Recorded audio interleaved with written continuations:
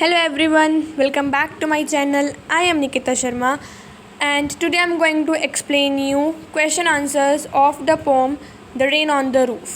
Last video में हम लोग उस पोम की एक्सप्लेनेशन को देख चुके थे. आज इस वीडियो में मैं आपको उसके क्वेश्चन आंसर्स को एक्सप्लेन करूँगी.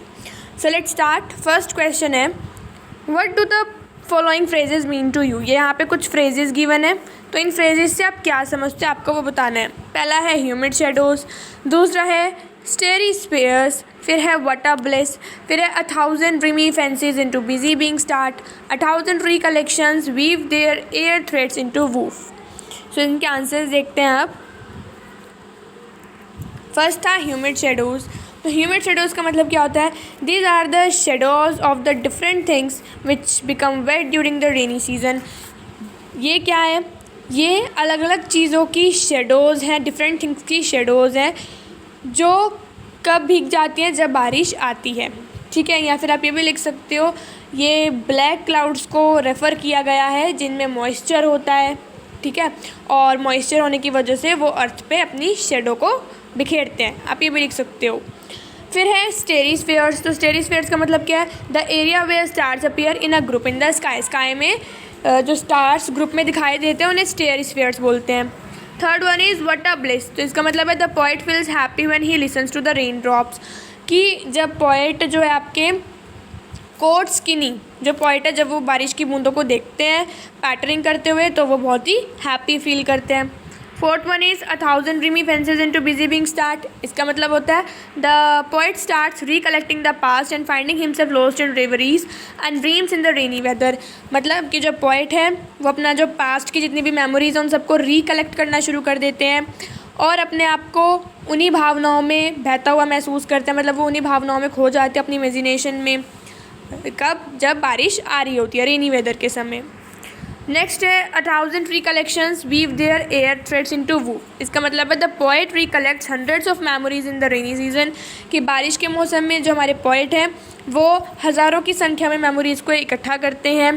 दे weave a weft with the help of air threads. यानी कि वो उनकी क्या करने लग जाते हैं, उनका अपनी जितनी भी मेमोरीज़ हैं उनका धागों से ताना बाना बुनने लग जाते हैं. ठीक है, मतलब एक तरह से वो सबको याद करते हैं, अपनी मेमोरीज़ को इमेजिनेट करके वो मतलब याद करते हैं क्या क्या उनकी क्या क्या वो फील कर रहे हैं. ठीक है, मतलब इमेजिनेशन करते हैं वो एक तरह से. फिर उसके बाद है next question number 2, what does the poet like to do when it rains. जब बारिश आती है तो पोएट को क्या करना पसंद होता है? So when it rains the poet wants to lie on the bed in a cottage and listen to pitter patter sound of the rain. कि जब बारिश आती है तो पोएट क्या करना चाहते हैं? पोएट अपने बेड पे लेटना चाहते हैं, जो कॉटेज का बेड है उस पर लेटना चाहते हैं, और जो पिटर पैटर साउंड है रेन की उसको वो सुनना चाहते हैं. नेक्स्ट क्वेश्चन है question number 3, what is a single major memory that comes to the poet's mind. Poet के माइंड में जो वो कौन सी ऐसी सिंगल मेजर मेमोरी थी जो उनके माइंड में आती है? Who are the darling dreamers he refers to.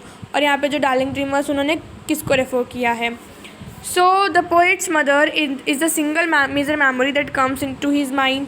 तो पोएट के दिमाग में सबसे जो मेजर मेमोरी किसके बारे में आती है? उनकी मदर के बारे में आती है. Darling dreamers are those kids who remember their mothers like the poet. अब उन्होंने डार्लिंग ड्रीमर्स किनको कहा था? उन बच्चों को कहा था जो अपनी मदर्स को याद करते हैं, जैसे कि पोएट कर रहे होते हैं पोएम में, है ना. तो उन बच्चों को यहाँ पर रेफ़र किया गया है. तो ये वही है, ठीक है, जो अपनी मदर की यादों में खोए हैं उनको यहाँ पे डार्लिंग ड्रीमर्स कहा गया है. फिर उसके बाद है next question number 4, is the poet now a child. क्या पोएट जो है वो भी बच्चे हैं? Is his mother still alive. क्या उनकी मदर अभी भी ज़िंदा है? So no the poet is not a child. Poet बच्चे नहीं है और उनकी मदर भी नहीं है. His mother is no more but her memories still haunt him. लेकिन उनकी मेमोरीज़, उनकी यादें अभी भी उनको याद आती हैं. ठीक है, चलिए फिर आता है इसका सेकंड पार्ट का फर्स्ट क्वेश्चन है, when you were a young child did your mother tuck you as the poet's mother did. कि जब आप छोटे बच्चे थे तो जो आपकी मदर थी क्या वो भी आपको टक करती थी? टक मतलब अपने आंचल में छुपा लेती थी. ठीक है, जैसे पोएट की मदर करती थी. तो yes, my mother use to tuck me in when I was a child. कि हाँ, जब मैं बच्चा था तो मेरी मदर भी क्या करती थी? मुझे टक करती थी. Whenever I said that I could not do some work she embraced me and took me in her lap to get that work done. कभी भी जब मैं कहता था कि मैं ये काम नहीं कर सकता हूँ तो वो मुझे हमेशा एम्ब्रेस करती थी, मुझे हमेशा हिम्मत देती थी और मुझे अपने लैप अपनी गोद में उठा लेती थी, ठीक है, ताकि मैं वो काम कर लूँ। She use to feel sad and dejected if I was involve in any mishap, कि अगर मतलब मैं किसी भी मिसहैप में फंस जाता हूँ या इन्वॉल्व हो जाता हूँ तो वो हमेशा सैड और डिजेक्टेड फील करती हैं।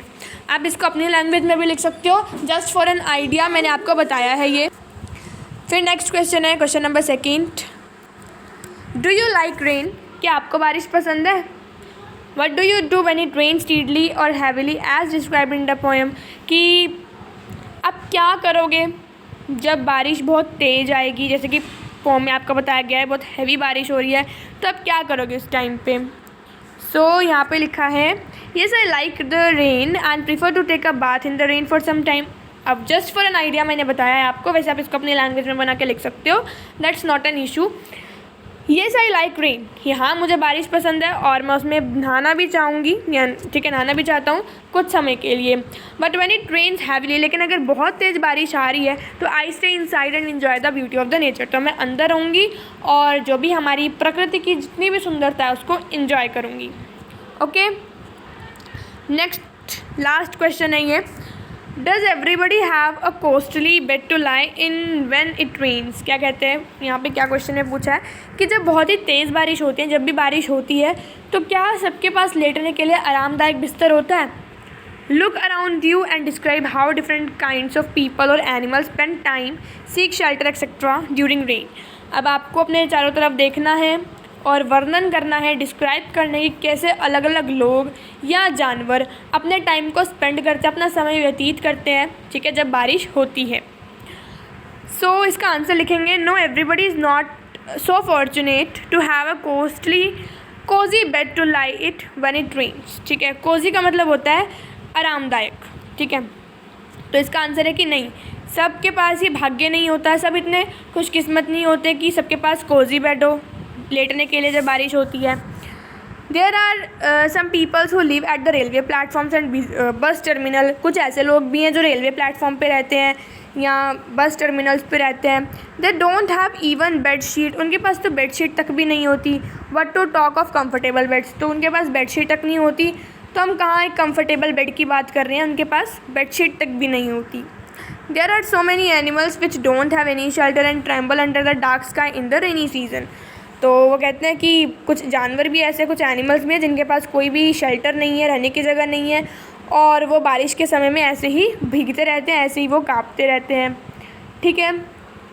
और तो आप इसमें अपनी तरफ से भी कुछ भी लिख सकते हो, ठीक है, कि बहुत सारे ऐसे क्रिएचर्स हैं हमारी अर्थ पे जिनके पास हाउस नहीं होते, वो अपने पेड़ों के नीचे रह लेते हैं, ठीक है, और किसी तरह से अपने आप को बारिश से या फिर सनलाइट से प्रोटेक्ट करते हैं, ठीक है।